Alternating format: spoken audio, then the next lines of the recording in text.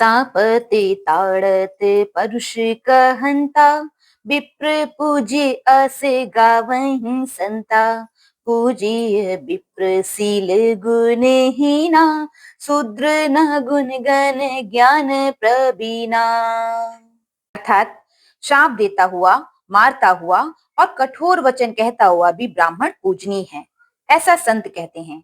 शील और गुण से हीन भी ब्राह्मण पूजनीय है, और गुणों से युक्त और ज्ञान में निपुण भी शूद्र पूजनीय नहीं है।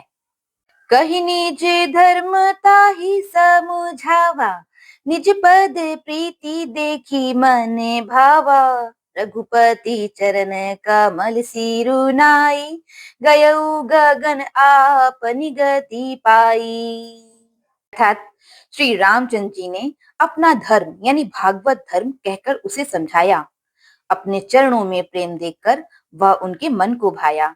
तदंतर श्री रघुनाथ जी के चरण कमलों में सिर नवाकर वह अपनी गति पाकर आकाश में चला गया। ताहि दे गति राम उदारा, सबरी किन्हीं आश्रम पगुधारा। सबरी देखी राम गृह आए, मुनि के बचन समुझ जिए भाई। अर्थात उदार श्री राम जी उसे गति देकर शबरी जी के आश्रम में पधारे। शबरी जी ने श्री रामचंद्र जी को घर में आए देखा। तब मुनि मतंग जी के वचनों को याद करके उनका मन प्रसन्न हो गया।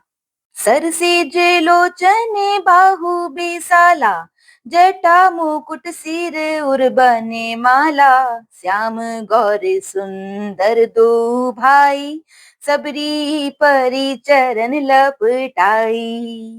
अर्थात कमल सदृश नेत्र और विशाल भुजा वाले, सिर पर जटाओं का मुकुट और हृदय पर वनमाला धारण किए हुए सुंदर सांवले और गोरे दोनों भाइयों के चरणों में शबरी जी लिपट पड़ी।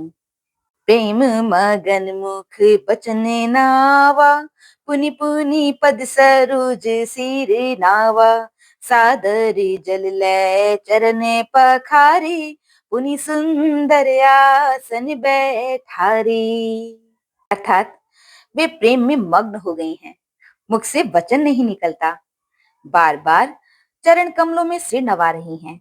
फिर उन्होंने जल लेकर आदर पूर्वक दोनों भाइयों के चरण धोए और फिर उन्हें सुंदर आसनों पर बैठाया। कंद मूल फल सुरस अति, दिए राम कहूँ आनी। प्रेम सहित प्रभु खाए, बारंबार बखानी, बारंबार बखानी। अर्थात उन्होंने अत्यंत रसीले और स्वादिष्ट कंद, मूल और फल लाकर श्री राम जी को दिए। प्रभु ने बार बार प्रशंसा करके उन्हें प्रेम सहित खाया। बोलो सियावर रामचंद्र जी की जय।